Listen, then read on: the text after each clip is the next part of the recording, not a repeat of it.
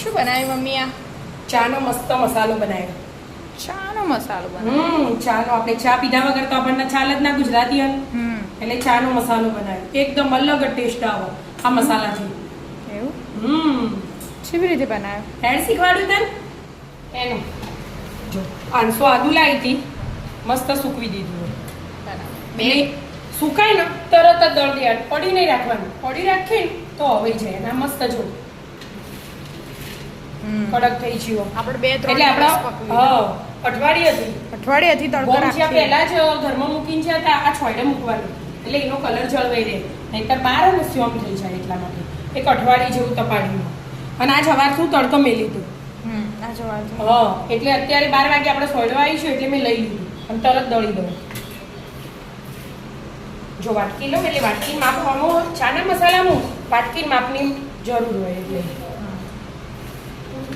1.5 વાટકી જેવું થશે એ રહી. પણ બધું નહીં લેવાનું. બીજું સૂંઠ પાવડર બનાવીને ભરી દઈશું આપણે. બરાબર, 1 વાટકી લઈએ. આદું આવું પતલું પતલું ધોઈ દેવાનું, પછી પતલું પતલું સમાર દેવાનું, છીણી દો, પછી સુકવવાનું 4-5 દિવસ કે અઠવાડિયું, અને પછી દળી દો એ સૂંઠ પાવડર તૈયાર. અને તૈયાર સૂંઠના ગોગળામાંથી પણ આપણે આદુમાંથી જ બનાવ્યું એ તૈયારી નહીં લીધું. એટલે આ અસરે હુકાઈ ગયું એટલે વાટકી ભરીને લીધું. એને પહેલાં દળી દેવાનું.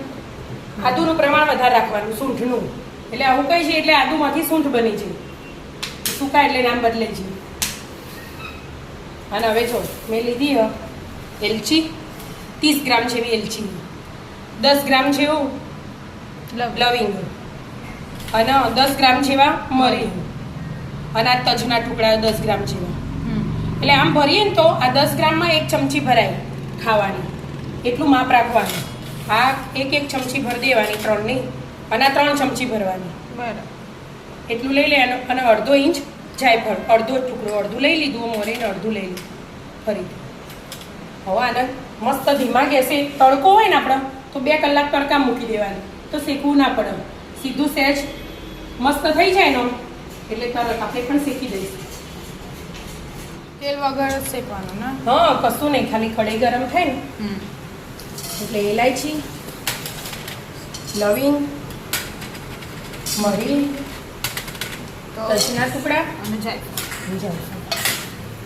એટલું મસ્ત 1 જ મિનિટ, વધારે નહીં એનું 1 મિનિટ જ બધું મિક્સ કરી દેવાનું. શેકી લેવાની 1 જ મિનિટ. 1 જ મિનિટ શેકાઈશું. બેટા હવે ઠંડુ થવું દેવાનું 5 જ મિનિટ. ઠંડુ થઈ જાય પછી દળીએ આપણે. દળી દઈએ કે? હવે દળી દઈએ. આદું તો દળી મૂક્યું. આને થોડું કોકરું કરી દેવાનું જાયફળ સારા કરીને પછી દળવાનું એ? પછી મિક્સ કર બધું નાખી.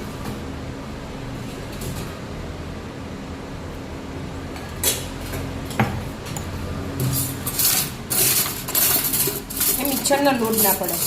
બરાબર,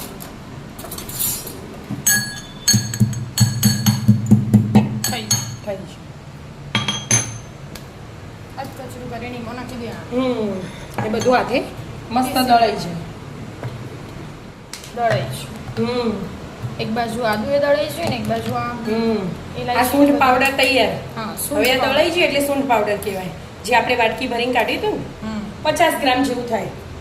હવે ઉકાઈ ગયું ને એટલે હવે આ પેલું દળાઈ ગયું અને આ દળેલું બધું મિક્સ કરી દેવાનું. હવે ફરી પાછું 1 મિનિટ જેવું મિક્સર ફેરવી દેવાનું. એકવાર એટલે બધું મિક્સ થઈ જાય. બધું મિક્સ થઈ છે. મસ્ત થઈ જાય ને ચાનો મસાલો. હવે કાઢી અને ડબ્બામાં ભરી ઠંડો થાય એટલે ગરમ ના ભરાય. મસ્ત સ્મેલ આવો. મસ્ત આવે. આનાથી આપણે એના ચા ભાવતી ના હોય ને તમે અડધી ચમચી આટલો નાખ્યો હોય ને જરાક તો એકદમ મસ્ત આખો સ્વાદ જ બદલાઈ જાય ચાનો. ના પીતા હોય ને તો પીવાની ઈચ્છા થઈ જાય. અને જાયફળ ને બધું આવે એટલે ચા એકદમ આમ જાડી જાડી પતલી પતલી હોય ને પાણી જેવી એવી ના લે. જાડી મસ્ત એકદમ મસાલેદાર લાગે. હોટલ ને રેસ્ટોરન્ટમાં હોય ને મસાલાવાળી એવી. આદુ નાખવાની જરૂર ના પડે. મસાલો નાખી દેવાનો આટલો થોડો મસાલો નાખી દેવાનો જેવું મને એટલે ના આદુ નાખવું પડે ના ઇલાયચી નાખવી પડે. બધું આમાં આવી જાય. બરાબર. હવે ગમે તે એટલા 6 મહિના સુધી સ્ટોર કરી મૂકો આ કશું બગડે ના. હમ મસ્ત મસાલો તૈયાર. રોજ ચા બનાવવાની હોય એટલે હા, એટલે ઉકળાનું હમ. દૂધ રેડીએ પછી એટલે પછી નાખવાનું.